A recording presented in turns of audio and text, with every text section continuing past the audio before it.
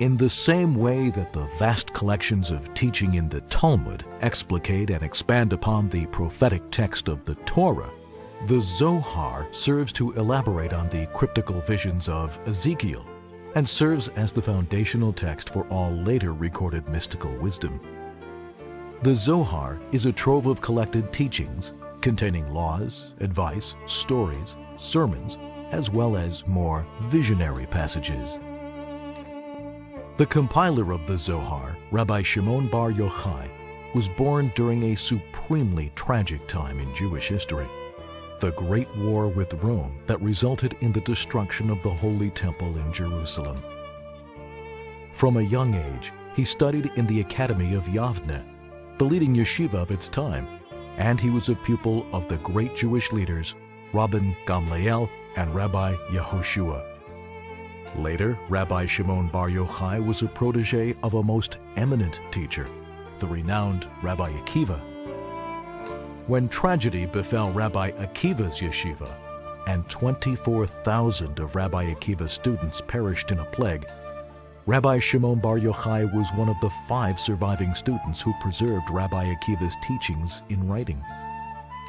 The first great treatise among the works of rabbinic literature, the Mechilta on Exodus and Sifrei on Numbers and Deuteronomy, were produced under his editorship.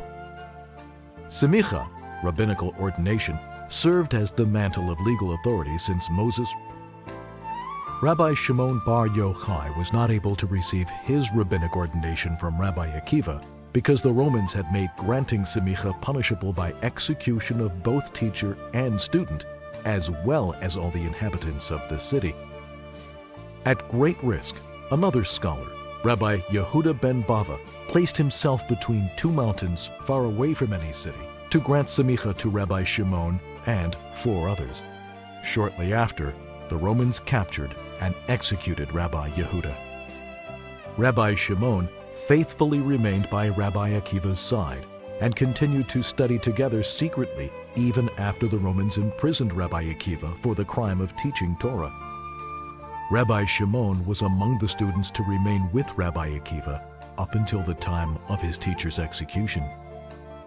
Once, when sitting together, Rabbi Yehuda praised the Romans for building a magnificent public infrastructure. Rabbi Yossi remained silent, and Rabbi Shimon criticized the government as being self-serving. The authorities declared that Rabbi Yehuda be elevated for his praise, Rabbi Yossi be exiled for his silence, and Rabbi Shimon be killed for his criticism.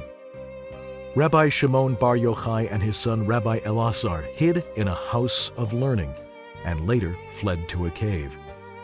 During the 12 years he spent in the cave, Rabbi Shimon and his son studied the mystical teachings that were to be the basis of the Zohar, the great book of splendor that guides Jewish seekers to this day. It is clear that the Zohar was recorded at a time of great suffering and adversity for the Jewish people. It is not surprising, then, that the Zohar's teachings emphasize that God will never forsake his nation, and that he is with them even in times of suffering. One way to experience this is through prayer, which is a means of directly communicating with God. Rabbi Shimon Bar Yochai taught that whenever 10 Jews gather, especially for prayer, the divine presence rests upon them. Understanding prayer's mystical strength uplifted the people. Even though the temple was no longer standing and Jewish sovereignty had been lost, the connection between God and his people was unbroken. Rabbi Shimon Bar Yochai's life as a whole teaches a powerful lesson. Even when the darkness of exile engulfs the Jewish nation, God provides illumination. Out of the darkness of the Roman oppression, he revealed the brilliant radiance of the Torah's hidden wisdom.